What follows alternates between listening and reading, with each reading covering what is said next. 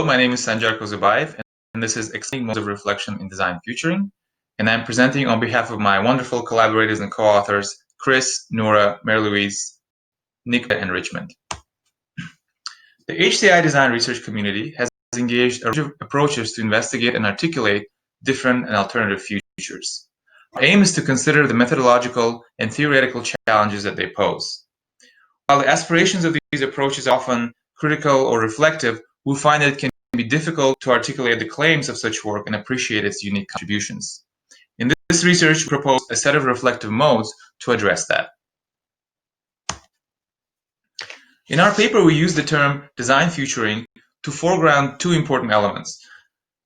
In this work, design is not used to solve an immediate problem, but rather to produce knowledge through debate, contestation, and reflection, and is normally concerned with future alternatives that differ, and often very radically so, from today.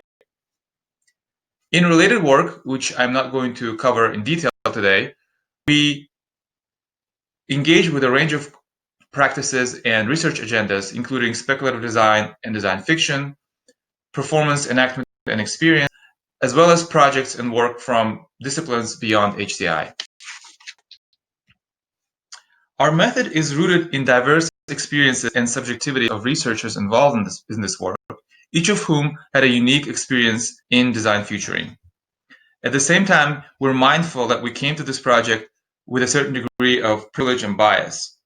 For instance, each of us are well educated. We're all affiliated with Western institutions of higher learnings, and so as we develop this work, we had to be mindful of this fact and our own biases.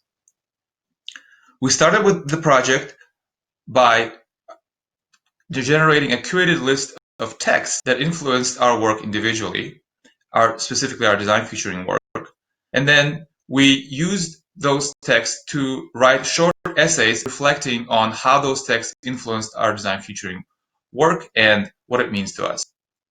Over the course of several months, we then shared those reflections with each other and derived themes that were distinct or common across those reflections.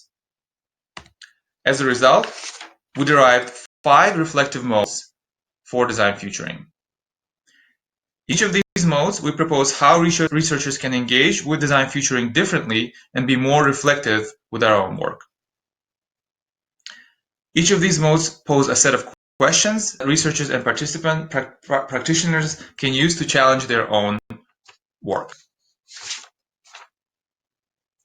In the interest of time, we'll only focus on 2 modes today, temporal representations and engaging with the real world, but we encourage you to read the paper to find out more about the others.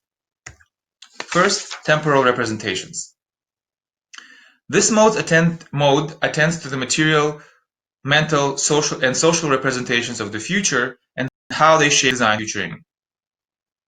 We draw on research from STS and anthropology, and we argue that specific temporal representations influence specific framings of the future and the researchers as well as participants' subject positions towards it. Our first example is the future's cone, of which there are very, very many variations, as you can see from a recent Google image search, but they're quite consistent across each other. It looks like a cone radiating from the left to the right, and it reduces a certain nuance into the different kinds of futures that are possible, plausible, probable, and preferable. But at the same time, it has a certain Western English-speaking bias with the fact that it progresses from the right, the fact that it also starts with a common point and assumes that there's a certain shared present, and sort of obscures complexities of historical context as well as the diversity of situatedness of different presents.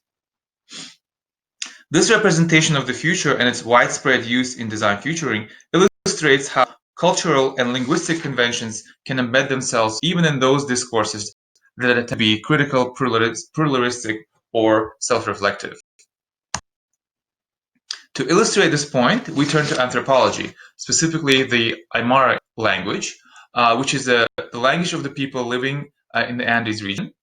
It's spoken by over 1 million people, and it's one of the official languages of Bolivia.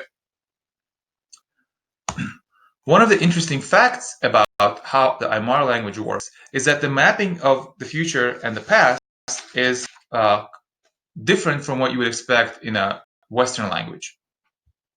Specifically, the word for back, which is the word for behind, is the same word that refers to the future, and the word for front, which also refers to eye, front, and sight, is the word for past.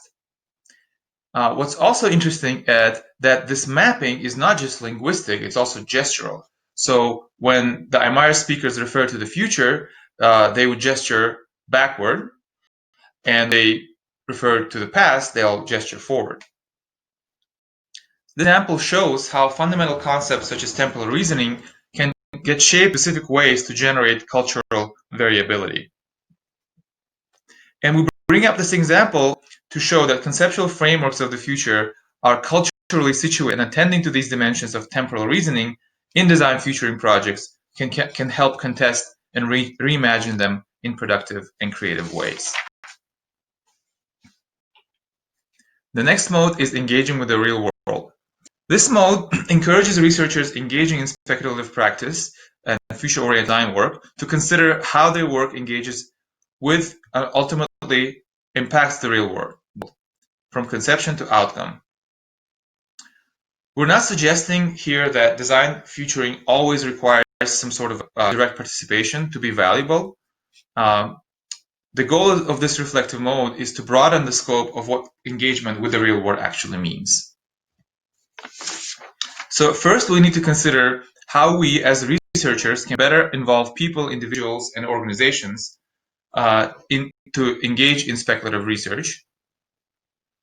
And the challenge here for researchers is to create such engagements that present deep and compelling futures which remain open to be shaped by others. So we refer to such as co-speculation, cultural commentators, and trajectories. And one of the examples that was useful for us is Data Capture by Gaver et al., which uses this object, a digitally connected object, that allows a participant to engage with urban data in a specific situated way. Second, we need to consider the long-term impact that speculative artifacts carry after they are produced and distributed, and how they might affect real-world practices and communities. What's notable here that speculations often skirt boundaries of fake and real, and so design futuring, especially when it's aimed at critique, can be all the more compelling for inviting an audience to question reality. For example, here, the project called Period Share by Søndergaard et al.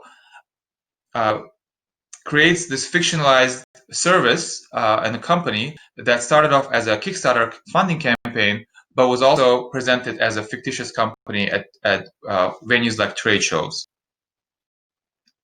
Doing such research ethically and responsibly requires considerable care, reflection, and control of the context in which such work is encountered.